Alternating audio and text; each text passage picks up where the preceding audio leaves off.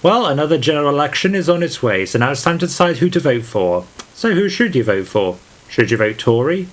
No, obviously not. They've been in power for 14 years and have practically turned the UK into a third world country. So we should vote for Labour, right? Wrong. Ever since they booted Corbyn out, Labour have made it clear that they're not going to make things better.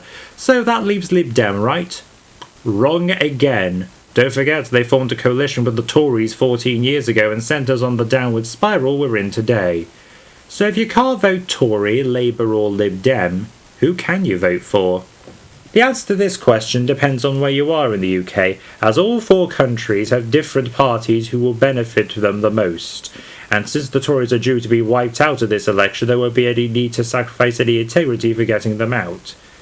Let's start with the country with the most obvious choice, Scotland. If you're in Scotland, you should vote for the Scottish National Party. You see, unlike Scottish Labour, the SNP actually speaks for Scottish people, and they preserve Scottish culture, identity and values. Also, unlike Labour, the SNP seeks to rejoin the EU, with or without any help. If you're in Wales, the party you should vote for is Plaid Cymru. Like the SNP in Scotland, Plaid Cymru speaks for Welsh people and preserves Welsh culture and identity. They also stand on a platform of social democracy and environmentalism, so those wanting green politics without any links to London should consider Plaid Cymru as an option. Next, Northern Ireland. The party you should vote for is Sinn Féin. This party is interesting as its ultimate goal is to create a united Ireland. Besides that, they also support social democracy and have actually distanced themselves from a rather rough past.